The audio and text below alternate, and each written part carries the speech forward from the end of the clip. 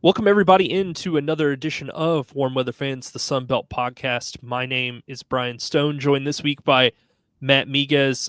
Matt and I were just talking before we started recording. We swear that we will try to get all three of us on an episode before the season's over, because with everybody's obligations and things like that, it's just been a hassle. But Matt, before I kick it to you, I just want to do some, plugs real quick and then get these out of the way. So everybody can check out all of our stuff on our YouTube channel, youtube.com/@warmweatherfans.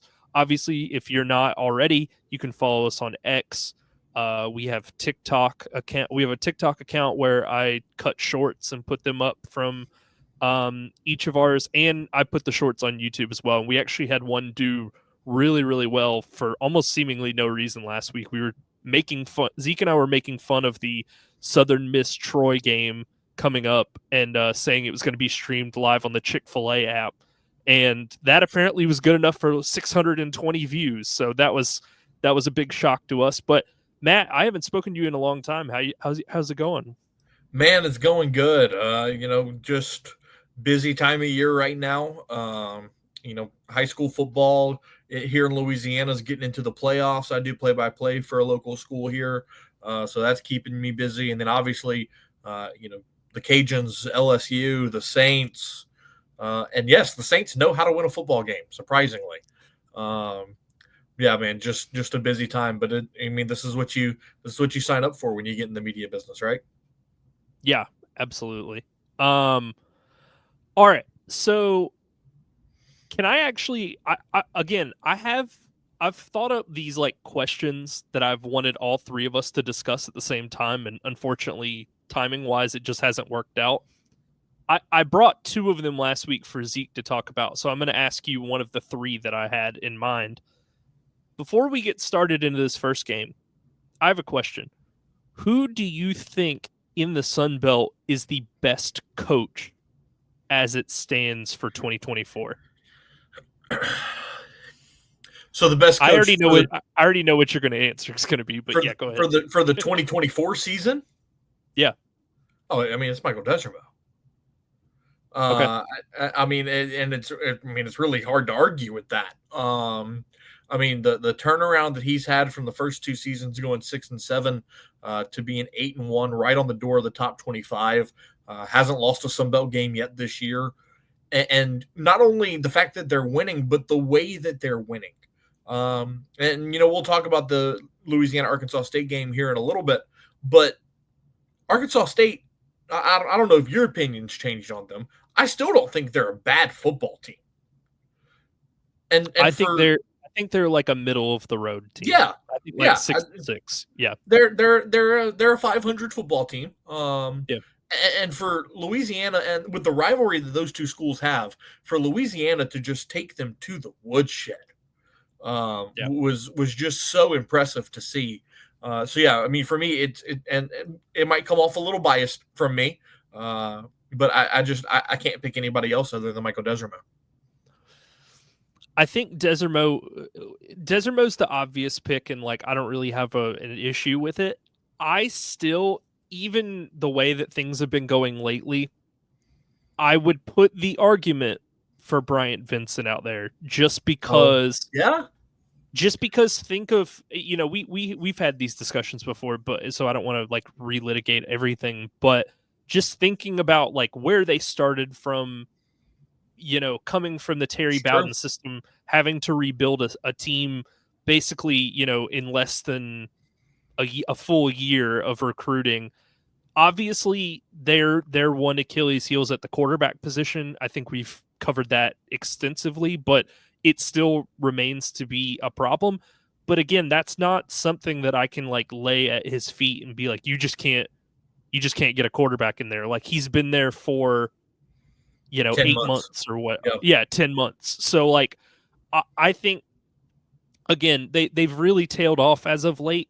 But again, the way that they've played as of late is what we expected to see for the whole year. So the fact that they started 5-1 was shocking to all of us. Like I was probably the most bullish on them of the three of us, like straight out the gate. Like I was like, I kind of like this guy. I like the way he coached that UAB team that he was basically took over for Bill Clark. But I didn't foresee them ever starting the season 5-1, and again they've tailed off, and I think there's a lot of Right. reasons for that. But just initially, just getting them on the cusp of bowl eligibility is extremely impressive to me. But Yeah. yeah, Desermo's the easy pick. I mean, yeah. The job Brian Vincent has done cannot go, unnoticed. I agree with you completely. I think he's done a phenomenal job in Monroe. And another guy that would probably want to join that conversation is Bob Chesney. A James Madison program that was really well respected. And Kirk Signetti takes the job at Indiana, and look at the magnificent job he's done at Yep. Indiana. And Bob Chesney, a guy who'd never been a head coach at the D1 level, was tasked with keeping the train rolling. And I think he's done a pretty nice job of that with James Madison sitting at 7-2, 9 games in.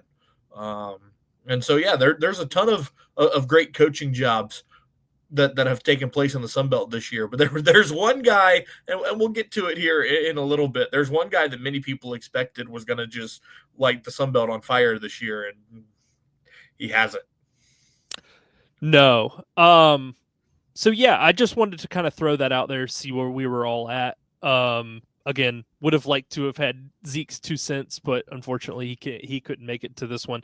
But let's go ahead and get into the first game. So on Thursday, App State's so cooked, man. Like this is so bad. Like I don't understand. I don't understand. Like 1 week they can come out, and we're at the stage now where we think Old Dominion's a pretty good football team with Colton Joseph under center, right? Like we Yes. can all kind of be like, yeah, they're pretty good. Yeah. They come out, they beat Colton Joseph and ODU at home. I think it was 3 points, but a good win nonetheless, considering the way that they were struggling. This game, Coastal comes off of a loss. Ethan Vasco still starting at quarterback, and it doesn't matter. App State can't get out of their own way. Coastal Carolina went up, 17-10 at halftime, but really kind of ran away with it in the second half. And I just don't. I guess it's like a top-down issue from the Sean Clark, like on down to his players, but like I truly don't really understand where the disconnect is this year with this team. Yeah, it's weird. It's a hard thing to put your finger on, because when you look at this game in particular, they fall behind 14-0. They kind of come back in the second quarter and make it a game again, and then just lay an egg in the third quarter and get outscored 14-0 again.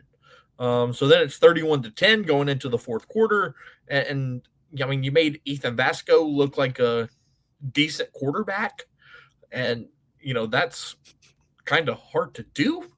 Yes. Yeah, there's a ton of problems in Boone. With every week that passes, I think Sean Clark has less and less job security. They're not going to fire him midseason, especially not with 3 games to go. There's just no point at this point. But yeah, I don't think that he returns next year as head coach, and there's going to be a big conversation that needs to be had in Boone, North Carolina. I think the other thing that's kind of taken me, their defense has obviously taken a big step back. Like we've seen it through a number of different games this season. This one, not only did they make Vasco look like a viable, like middle of the pack Sunbelt starter, they made him look like a highly efficient one, which Correct. I think is the biggest red flag, because we know that he is not that off of his track record. No doubt.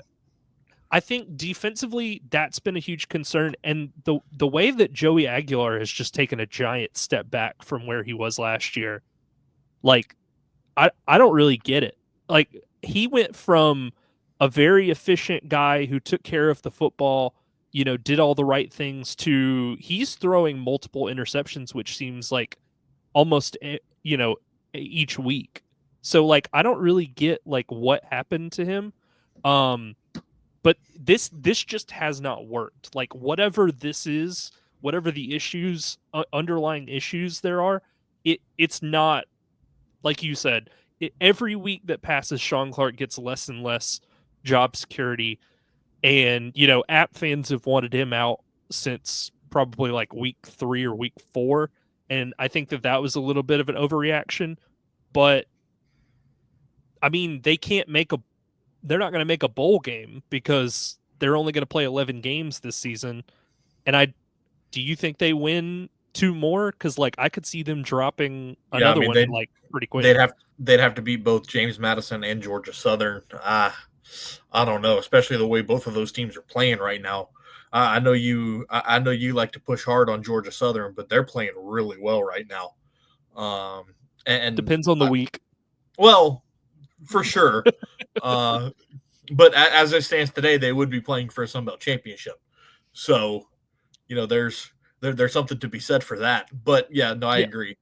And you brought up the App State defense. What I find interesting is not only have they been poor this year, they've been regressing for the last couple of years. And Do you want to know what my theory why is? yeah, go ahead. Because they hired ex Georgia Southern defensive coordinator Scott Sloan to come over and be their defensive coordinator. And Scott Sloan was part of the reason why 2021, there were a lot of reasons why Georgia Southern's 2021 season went off the tracks. Didn't have a quarterback that was, frankly, I even thought should be playing college football. Like, it's very rare that you watch a guy on Saturdays and go, that guy does not belong on a field. It doesn't need to be Right. FBS. That guy doesn't belong on a football field at the D1 level. Should not be anywhere near much less starting.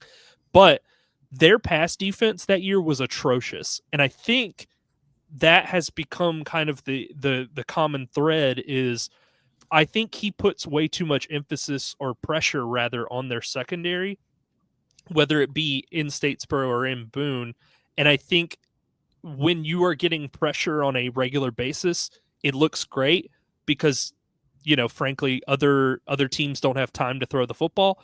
But when, the other team snaps it and they got 3, 4, 5 seconds to make all their reads, go through decisions, those safeties and corners get lost out there. So I think that his scheme is just not friendly to the secondary because, again, when he's had a really good pass rush, whether it be in Statesboro or in Boone, it all looks great and no one has any questions. But then the second that kind of dissipates a little bit, it's like, well, wait a minute. Why is a guy like Ethan Vasco 14 of 18 for 160 yards and a score and no turnovers all of a sudden? So I think those are questions that need to be asked. But, if Clark's gone, so is Sloan. So it's kind of a package deal at that point.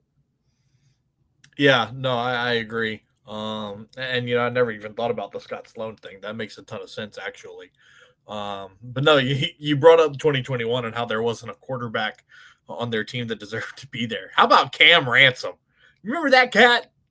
He was good, but they refused to let him play. It was weird. They would only put him in when they were getting their head kicked in, and then everybody on Sunday or after the game would be like, "Why isn't Cam Ransom starting on Monday, or next week?" And Lunsford would be like, he's not ready," and then he transfers out and goes to some FCS school, and I never He heard about came him again. he came to McNeese in Lake Yeah, Charles. yeah. Barely saw the field at McNeese. Actually got in trouble off the field, and now he's playing at Bethune-Cookman. He is at Okay. Bethune-Cookman.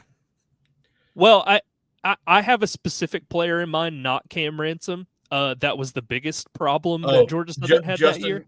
Justin Tomlin? Oh, yeah. The guy Yeah, that threw 10 interceptions before he threw his first touchdown. Yeah, yeah. him.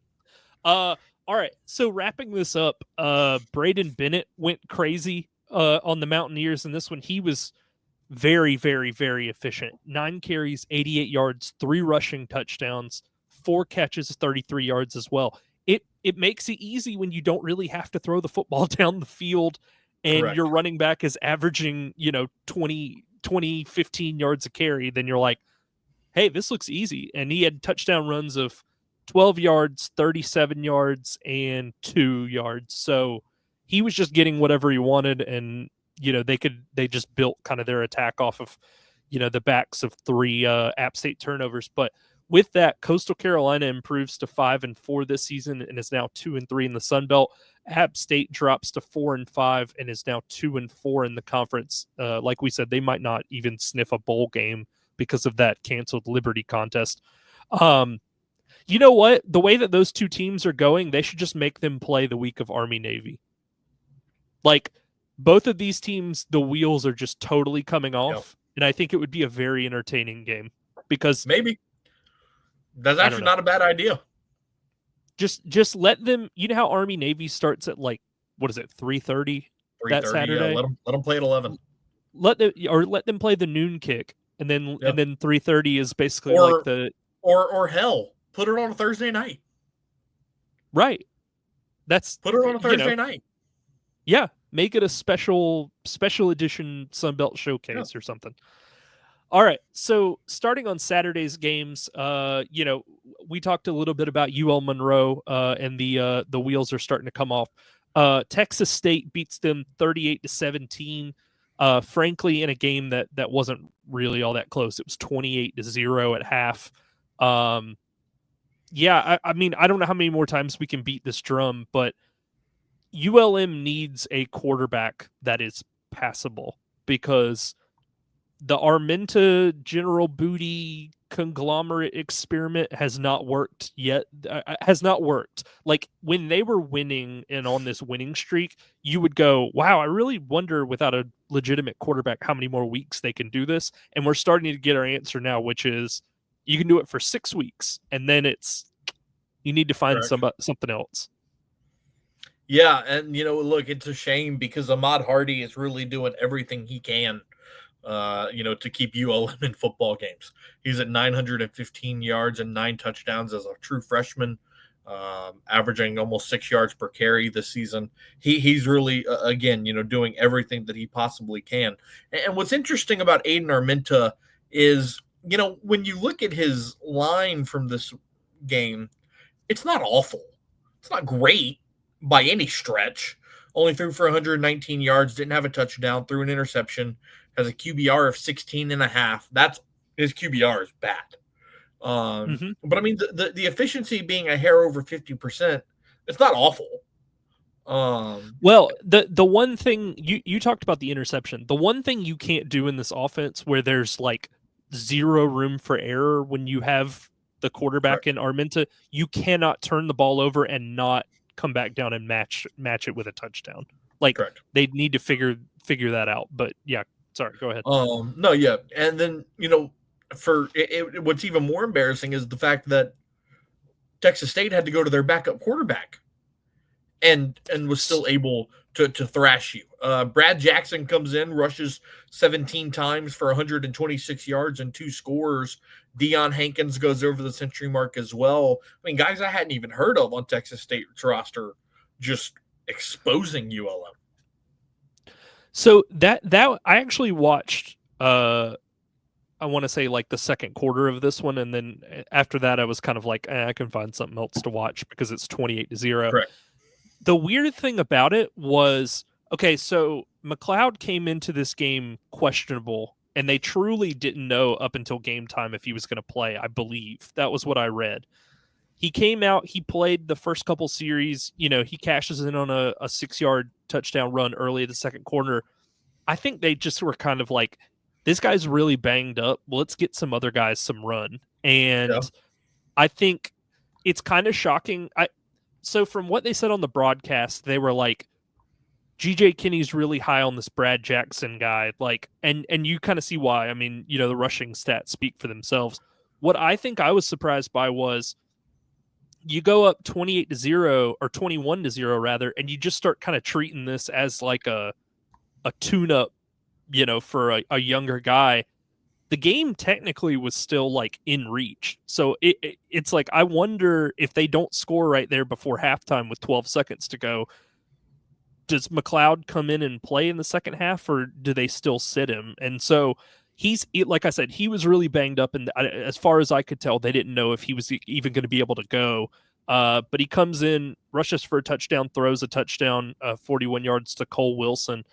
And I mean, they just own the game. Like ULM is not built to score with anybody really. No. Like they need to keep games 21-17 in order to compete. And frankly, there's a really it's not easy, but it is a very simple fix, which is you have to have someone more dynamic back there than Armenta. Like if you're ULM and you want to take the next step and you want to build off this great defense and Ahmad Hardy, and even give some of these receivers like a chance to compete. Like a lot of these guys haven't, their leading receiver had 3 catches for 37 yards. So Yeah. like they really, obviously Texas State did a great job of taking control of this one early, but ULM, you have to find a quarterback if you want to take the next step in the West. Like you can't do this again.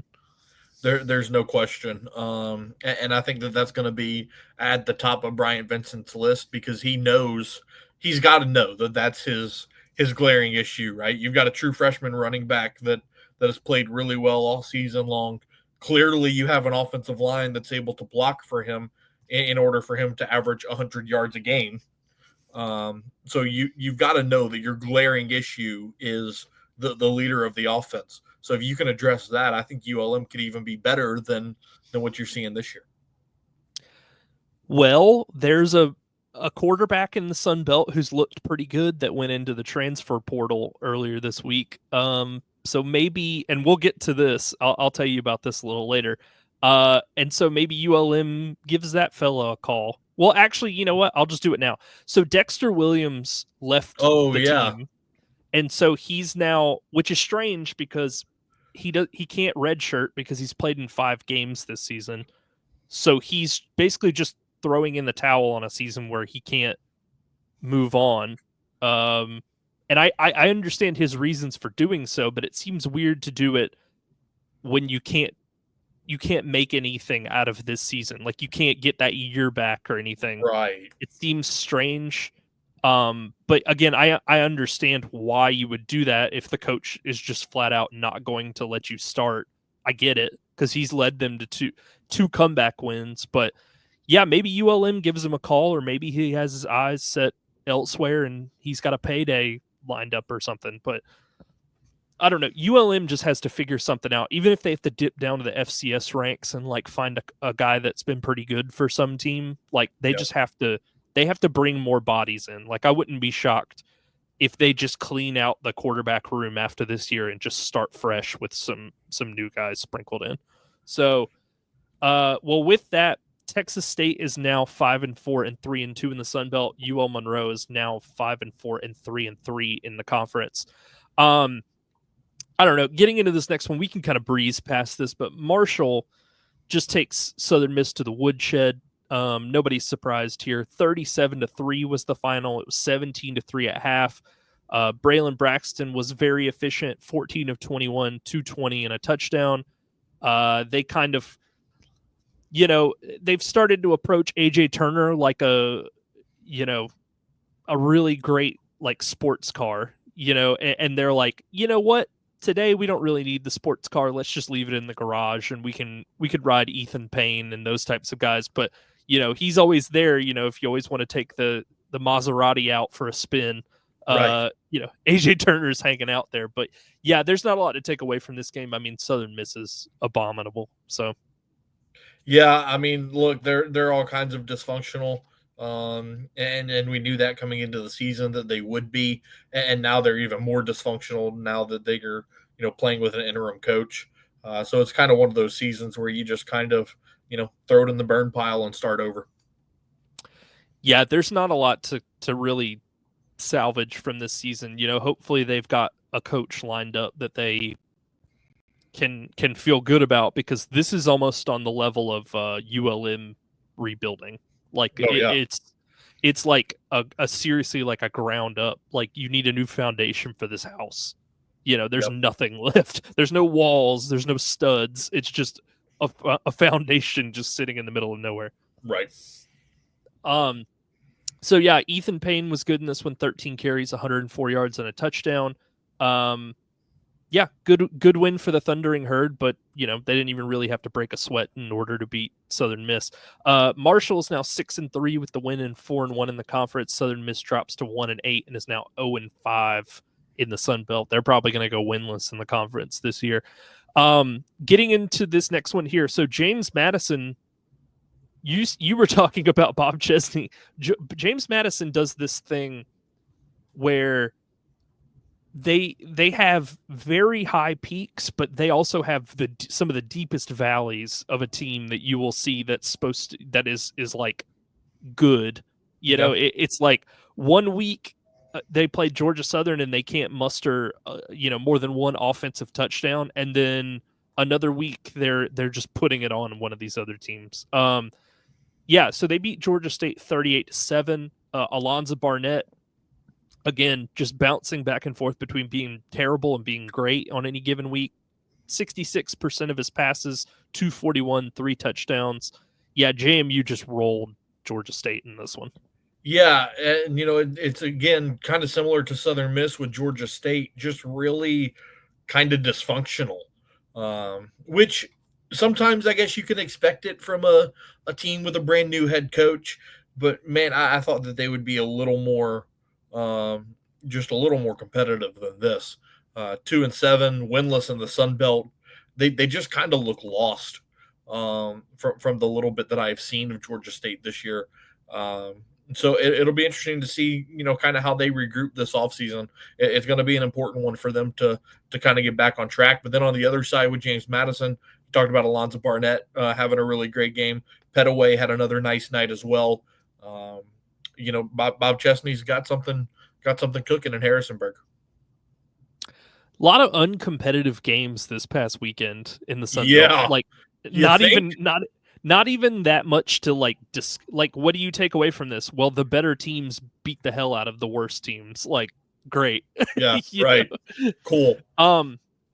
So I will say this, and I mentioned this to Zeke, but so well, two things. Number one, so according to 24/7, and you know how 24/7 works, if you don't have somebody operating your individual team site, they won't even look at your recruiting stuff. Correct. But according to 24/7, Georgia State is supposed to have, I think, either the top or one of the top 2 recruiting classes in the conference this year. And the one thing that we know that Del McGee can do is recruit, because that goes back to his time at Georgia. He was their head recruiter and running backs coach. Georgia Southern, he did the same thing. So he can recruit for sure. Matt, did you see the tweet? Or it was a tweet that came from him, or one of his press conferences. Someone was quoting him about, he was just talking about kind of like lack of fan interest and trying to kind of drum up that. Did you see that? Yeah, I thought that was an interesting choice. You're a 2-7 football team, and obviously you want fan support, but for you to have problems in the program and on the field and calling out the fans, like, buddy, read the room. I think it's kind of like a chicken or the egg type problem, where it's like if they were, let's say you flip their record and they were 7-2 and 5-0 in the Sun Belt right now, how many more fans would show up to their games would be my question. Like, they are one of the rare teams, because they're still so new at this level. They don't have an established fan base. They don't have a program history that you can even really look back on and say, oh, remember that? Like, again, the most recent seasons with Sean Elliott were their most successful in team's history. So you can't even point back and go, you can't do the Georgia Southern app thing where you go, look at all the FCS titles. You can't do the James Madison thing where you're like, look at all the recent success. Like, their recent success is like 8-4. So you're like, okay. And then again, they're a commuter school in the middle of Atlanta. People kind of go there and then they go hang out at like the Georgia Tech campus, or they travel over to Athens and they go to UGA events and things like that, or they identify as Bulldog fans.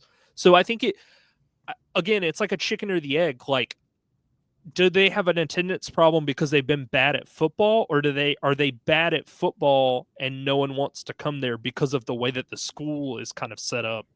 Like they're kind of in no man's land where you would think like, oh, Metro Atlanta recruiting hot ground, and it's just not really like panning out that way because Right. these players have so many other options. Like, why go there when you could go play at East Carolina, or like you could Certainly. go play for North Carolina State or something? Like, okay, so they're getting kind of afterthoughts like up until this year, like recruiting wise. And Zeke has spoken a lot about how Elliott didn't want to live in Atlanta. He still lived in South Carolina and would just commute from around Columbia, I think he said. But either way, like it's just a weird situation where it's like I don't know that even if they had a great team, if that the fan interest would be there. And I can't really say that about any other school.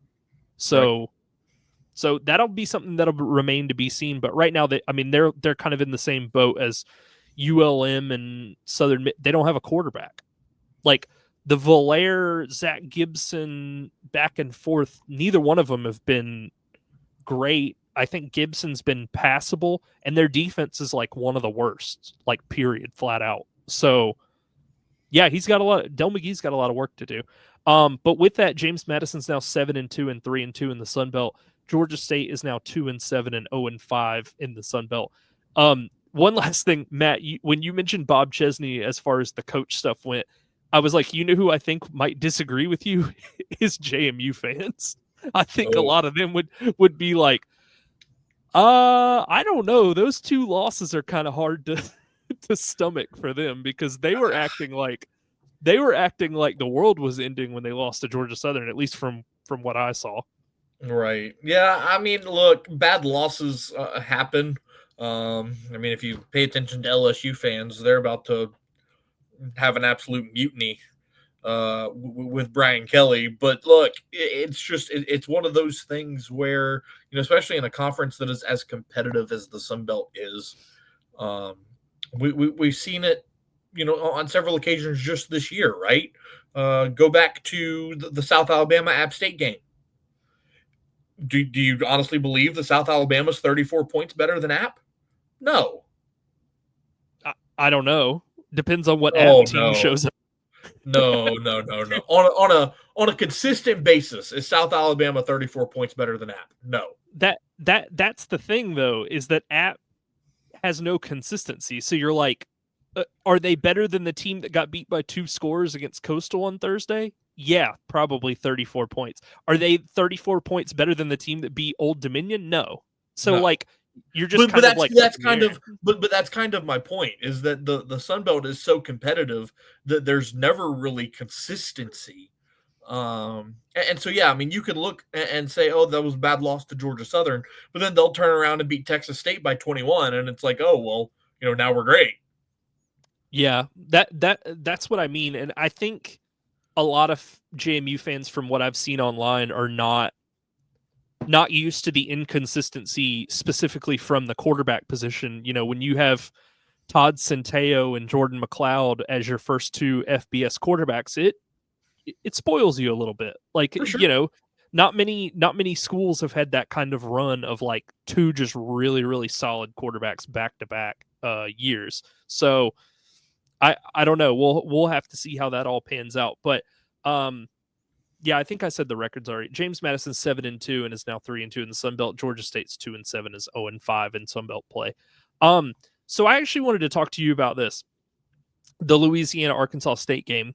Mhm. So when I made my pick last week, I actually picked Arkansas State plus the points, not because I thought they were going to win, but because Louisiana had not closed teams out by more than like 10 points this year. Correct. What changed for them? What got into them in this game specifically that like all of a sudden they're stepping on the throat? And I'm like, whoa, that's not a thing that usually happens. Revenge. No, and I know it sounds kind of funny, but like, think about the way things went down in Jonesboro last year. Mm-hmm. Arkansas State embarrassed you. Zion Chris broke his ankle, was gone for the year. Like, that game, looking back on last season, was an embarrassment for this Yeah. team. That's exactly why Michael Desormeaux put Arkansas State as the homecoming game this year. He wanted that revenge. This game has been circled for this team since January. And look, they went out, they executed, stayed disciplined. They only had 4 penalties. They didn't turn the football over. Ben Woodridge did an incredible job of spreading the wealth to his receivers. I think 12 different receivers caught a pass. Uh, you had 3 running backs go over 50 yards and find the end zone. I mean, you just had an all-around dominant performance. It's one that I've been waiting on. I said a couple weeks ago that I feel like the Cajuns are winning games more in spite of what their opponents aren't doing, rather Yeah. than what they're doing. But man, Saturday they just flat out took Arkansas State to the woodshed. It was 31-6 at the half. They scored 24 more points in the second half. There's not enough time to discuss how just emphatically pleased I was with the way the Cajuns played on Saturday night.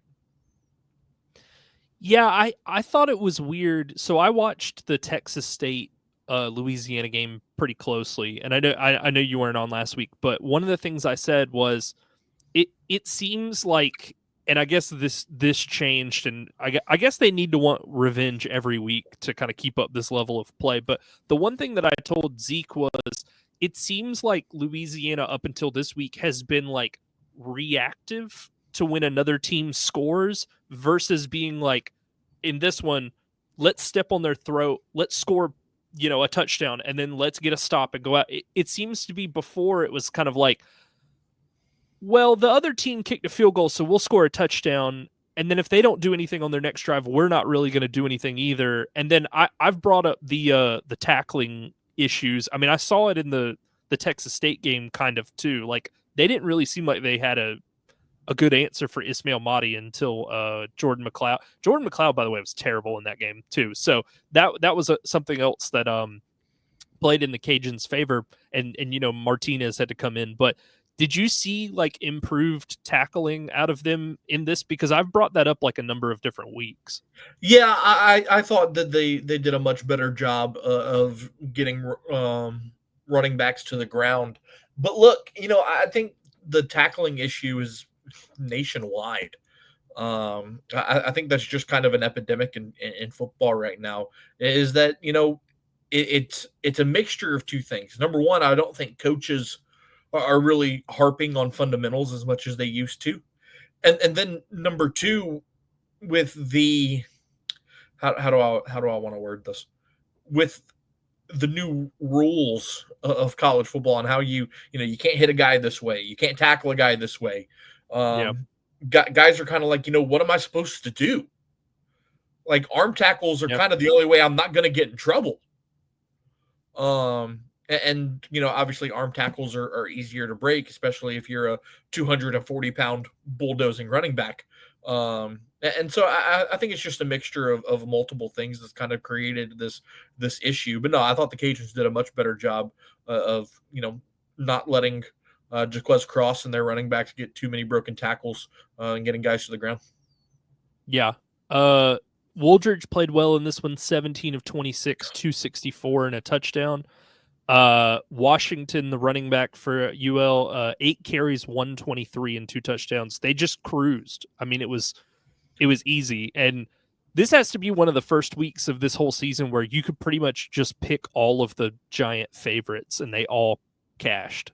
You know what I mean? Like Zeke and I were really like debating the UL Monroe spread, and we were like, I don't know, like is McLeod even going to play? Like, what, if he plays like he did against Louisiana and then crushed.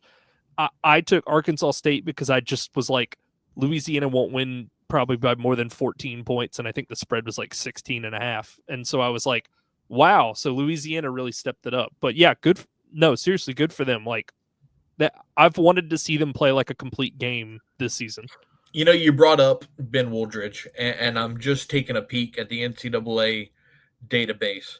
He is 12th in the country in passing efficiency, and he is 25th in the country in passing yards per game. I Yep. mean, he has been magnificent this season for the Cajuns. 17 touchdowns, only 4 interceptions. His QBR is good for 17th in the country. I mean, just it's incredible what happens when a guy as talented as Ben Wooldridge stays healthy for 12 games a season. Yeah. I mean, I would probably say he's probably one or two of the best quarterbacks in the conference. Yep. So I don't know if you listened last week. I actually had kind of a hot take. I was like, Zeke, everything considered, do you think Colton Joseph is actually the best quarterback in the conference? And he was like, I mean, he's playing like it. And I was like, so that makes him the best quarterback in the conference. Like, I Right. don't. If he's playing like it, then he is the best. Right. If he throws for 280 yards plus every week and leads the team in rushing, and they just don't have pieces around him, that would still make him the best quarterback in the conference. Like, it's not basketball. You know what I mean? Right, right. Like, he's got to carry 10 other guys on his back. All right. So Louisiana moves to 8-1 this season and is now 5-0 in the Sun Belt. Arkansas State drops to 5-4 and is now 3-2 in the conference. Okay, so let's get to Saturday's slate. We got a full complement of games to pick from, starting with 12:45 Eastern Time on SEC Network. UL Monroe is traveling to the Plains to take on a really, really, really bad Auburn team. Georgia Southern's old athletic director, Jarek Benko, actually is now at Auburn. I think tomorrow's his first day, or Friday, one of those. Yeah, good luck getting people excited for this Auburn team. UL Monroe is a 24-point underdog. Over under is 46.5. I'm going to take UL Monroe plus 24. Yep. You took the words right out of my mouth. Look, I don't think ULM is going to win this game. No. I think even a bad Auburn team is still better than ULM. But, can ULM keep it within 14? Yeah. Yeah. Yeah. Yeah. It might be it might be 17-3, but hey, you're gonna cover. Yeah, I'll take the Warhawks here. That Auburn team is just atrocious. They're so bad. They can't do anything right. The offense right. is horrible. Yeah. The offense is dreadful. Well, that's the reason I would pick them, is like, to get to 24, to get over the number spread wise, Auburn's going to have to like block a field goal, return it for 6. They're going to have to get a pick 6. They're going to have to get a fumble or a safety. Like, they can't move the ball offensively. They have scored more than 20 3 times. 4 times. I'm sorry, football? 4 times. 4 times. I apologize. They scored 73 on Alabama A&M. Congratulations. Right. You scored 21 against Oklahoma in what was a pretty competitive game. You scored 24 against Kentucky, who's not a good team. 3 times you've scored 20 plus. Oklahoma and Kentucky are not good SEC teams. No, I'm sorry. No, they're not. I think Oklahoma will be in time. Maybe, but no. 3 times this season they've scored 20 plus, and one of them does not count. I'm sorry, I'm not counting Alabama A&M. No, I'm not either. I'm not counting that. You've scored 20 plus twice against FBS level competition. Yeah, real football teams. No offense, Alabama A&M. I'm sure you're great, but I don't think they would take offense to that. All right. 15 minutes later, 1 p.m. Eastern, ESPN Plus. You got Coastal traveling to Huntington. Marshall is a 9.5-point home favorite. Over unders 56.5. Give me Marshall. So wait, you're telling me that I only have to watch Auburn ULM for 15 minutes? Yeah. Thank God. Thank God. Yeah, look, give me Marshall. The way they're playing right now, especially last week, was refreshing to see. You mix that confidence with the fact that it's 75 week for them. Look, I pick Marshall on 75 week every year. I think just the emotion and the energy that they're going to come out with is going to make a statement. And it's going to say a lot. And after the way Coastal played last week, I think they're due for a letdown. So I'll take Marshall at home. Yeah, I think Vasco comes crashing back to earth. Yeah, Even though he didn't play overly well, but he was efficient, and that's something that you usually don't get from an Ethan Vasco played game at quarterback. And I think that as long as he's not hurt, I haven't seen anything, but as long as AJ Turner's not hurt, I think maybe you take the Maserati out of the garage and give it a little spin around the block. I think you need to keep him fresh. I mean, I guess it's a hot take, but the one thing that I've talked about with Zeke, despite the standings and everything and the results, I still think Marshall's the second best team in the conference behind Louisiana, because their one loss is a fluke comeback to Georgia Southern, or a loss correct. to Georgia Southern. I just don't think, like, if Braylon Braxton's playing in that game and AJ Turner's the primary ball carrier, I don't think they lose that game. But Charles Huff was, cutting off his own nose to spite his face for some reason. So by putting Stone Earl in. So I mean, again, like, until they lose again, I think there's a larger chance that Georgia Southern trips up in the next three games when they play Troy at home, Coastal on the road, and App at home. I think they trip up in one of those three games, and I think Marshall represents the East in the title game because of it. Like, Yep. I think Marshall's a legitimately good team, and I have a lot of questions about Georgia Southern. Speaking of, let's go ahead and get into that one. So 4 o'clock, ESPN Plus. This one's in Statesboro. Troy is traveling to take on Georgia Southern. The Eagles are 7.5-point home favorites. Over unders 54.5. Give me Troy plus 7.5. Yeah, I'm waiting. I'm waiting on the implosion to come. yeah, I'm gonna agree with you there. Uh, Troy's got a newfound energy, I think, especially after beating Coastal the way they did, and now coming off of a bye, kind of got some film and an opportunity to kind of regroup and see some things. I think they're going to come out and play with a lot of juice. So I'll take the Trojans here. Well, I said this to Zeke too last week. Anytime they got down 3 scores, the Eagles, to South Alabama and Marshall, it took J.C. French getting injured to get Dexter Williams in the game, who ended up leading the comebacks. And now it's like, if J.C. French gets hurt, we're like screwed at quarterback. Like, our backup is like a guy I've never heard of, frankly. Like, we have a true freshman named Tyler Budge who's on the depth chart, and then there's a third guy named Townsend who I've never seen take a single snap. I'm sorry to everybody. Like, I don't go to the spring game practices or whatever that, like, Right. that guy would be taking snaps in. So if J.C. French gets poked in the eye like he did against South Alabama, like, this one's going south in a hurry. And if they fall behind, J.C. French is not the guy that's going to bring you back in that game. I'm sorry. Like, Correct. so they better hope that they jump out on Troy early and ride it out, because he up until one throw against South Alabama, he refused to push the ball down the field, and you can't win football games if you're scared to throw it further than 10 yards. I'm sorry. Like, Correct. it just doesn't work. All right. Another 4 o'clock game, ESPNU. James Madison is traveling to Norfolk to take on Old Dominion. James Madison is a 3-point favorite on the road. Over unders 51.5. I'm torn. I like James Madison -3. I also like the over. So what I'm going to make my official pick, I'm going to say over 51.5. Yeah. They're both interesting because James Madison again playing well right now. Old Dominion, they've maybe figured some things out with Colton Joseph, and they're at home. Man, I don't know. That's a tough one. I'm gonna take the safe pick. I think both of these teams are capable of putting up points. So give me the over.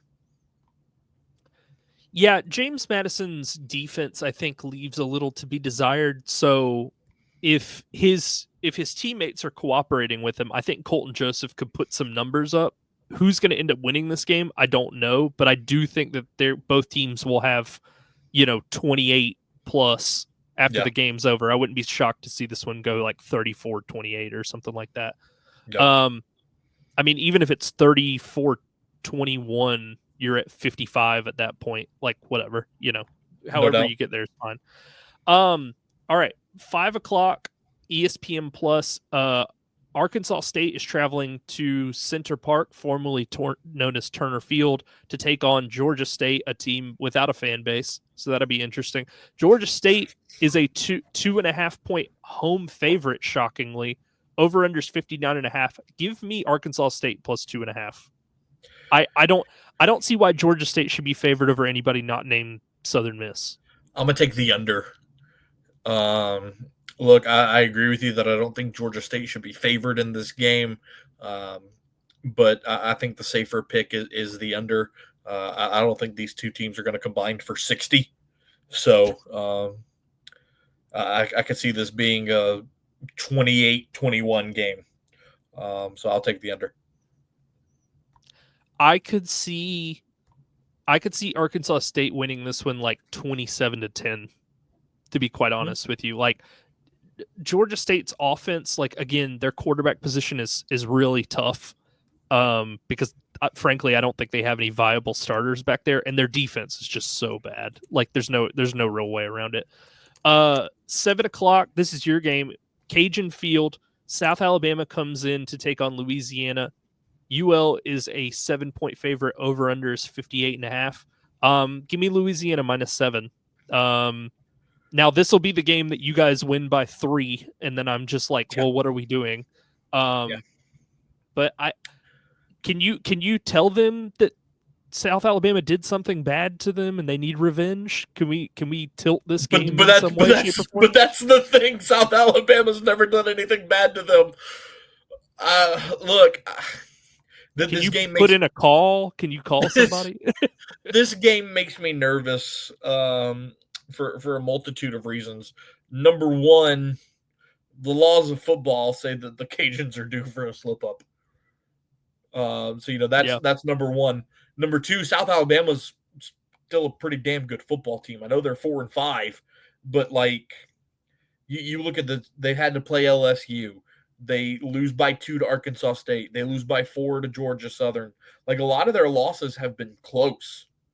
So I mean, they're a play or two away from potentially being a 6-3 team, which people would be looking at them much differently if that was the case.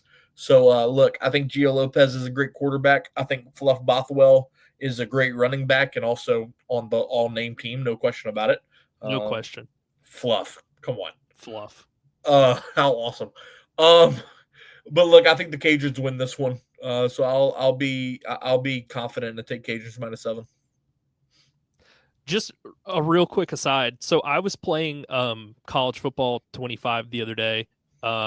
Still going strong on my Georgia Southern dynasty, and I had to play against Louisiana, who has a very highly rated quarterback whose name, and this is a randomly generated player because this is like 7 years down the road, was Jabu Butt. Nice. And I could like attach a screenshot for proof. it's actually funny that you brought up a college football dynasty. I just started a new one late last week, where obviously I'm Louisiana. And the first season I went like 9-3. Mm-hmm. And always looking in the transfer portal, right? Both Chandler Fields and Ben Wooldridge graduate because they're both seniors. Right. I'm looking in the portal, and I'm like, is that really Lenora Sellers in the transfer portal from South Carolina? All of the South Carolina players like transfer out after like the first year. I don't really understand. And I said, and why am I second on his interest list? It's like, nonetheless, I mean, I'm right. And I got it. Yeah. So Lenora Sellers is playing for the Cajuns and kicking ass, by the way. So Lenora Sellers, if you're hearing this, I think he's chilling. I think he's chilling in Columbia. Yeah, probably. But yeah, the one that I see, and people on the college football subreddit get really pissed about this, but apparently that receiver Nick Harbor, who's like 6'4", 215, and he's legit like Olympic fast. Has Oh like yeah. 99 speed, 99 acceleration, 99 agility. And when he goes in the transfer portal, people online will literally screenshot it and be like, "What is this crap? Like, who is this guy?" And it's like, "Oh, he's like South Carolina's like fourth receiver." Right. He just hardly ever plays. Um, But all right, man, when he plays, it is fun to watch. it's like tall Tyreek Hill out there.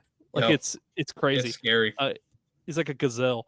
All right. So last 7 o'clock game, last game of the night, ESPN Plus, Texas State is welcoming in Southern Miss. I think it's fair to say none of us will be telling our kids about this game once they're old enough to understand what the concept of football is. Texas State is a 26.5 point home favorite. Over under is 55.5. I'm going to take the under. I don't think that Southern Miss contributes on the scoreboard. So I think it looks a lot like it did last week against Marshall when it was like 38-3 or 37-3 rather. I cannot pick Texas State minus 26.5 hard enough. I mean, this is going to be awful. Yeah. Jordan McLeod's probably on the bench by halftime. If not Especially earlier. if not earlier, especially after what you saw out of Brad Jackson last week. Right. Yeah, I mean, this is just going to be so bad. If you're a Southern Miss fan listening, find a good bottle of bourbon because you might need it on Saturday night. I actually got a good bottle of bourbon the other day. So I would hope so, Mr. I live in bourbon country. No, but I got it for free. Oh, that's even better. It was like a $90 bottle that I got for free. Well, please share the details. My wife works for a nonprofit, as you can see on video. Kentucky Colonels. Yeah, and they did a barrel pick where they went and paid for an entire barrel, and then they bottled it, and then they sold it as part of like a fundraising thing. But they had people who bought it, and they were like, "Donate the bourbon," and my wife was like, "Who the hell are we going to donate this to?" So like Ourselves. so she took home a bottle of like a $90 bottle of Angel's Envy that is like it's like specifically flavor tailored to their selection. Oh, So man. it was like custom bourbon. So yeah, that's it. Man's got an expensive bottle of Angel's Envy. Good for you. I do. It's very nice. It tastes great too. Good for you. All right. So that does it for all of the Saturday games. We will be, keeping a close eye on most of these. Hopefully we can get Zeke and me and yourself all on next week's episode because we haven't done one with all three of us in a while. But Matt, let everybody know where they can find you on socials, and I'll do the same, and then we'll get out of here. You can find me on all social media at Miguez Matt. And again, as the Cajuns head down the back stretch, the fact that they're in the conversation for the college football playoff has just been a ton of fun. Talk a lot about that. Talk a lot about the New Orleans Saints as well. So again, you can find me at Miguez Matt. You got to hope Boise trips up again. Yeah, it's gonna be. They have an insane. I think Tulane has to lose again too. Yeah, that's true. So, but Boise's one loss being to the number one team in the country by a touchdown, that's really like their resume's nuts. And who called it in the preseason? Who said the Boise State was going to be good? Not to toot my own horn, but no, you did. Yeah, for sure. Well, Texas State's undefeated, so how are they going to keep them out? I mean, my call's not looking any better, but I kind of picked a team by default in Liberty. I didn't actually think. Yeah. I didn't actually think they were a good football team. I just thought that their conference was so soft. All right. You can find me on all social media platforms at Watch the Stone. Again, you can find us on YouTube. All of our episodes are up there. We put up clips, the day that our episodes go up, which is every Thursday. I try to cut as many interesting TikToks as I can to put up YouTube shorts, what have you. That will be it. For week 12 in the conference. We'll be back next week to talk about that and preview week 13 as we come to the end of our college football season here. Thank you for everybody for tuning in. Please remember, rate, review, subscribe. We appreciate any feedback you give us as well.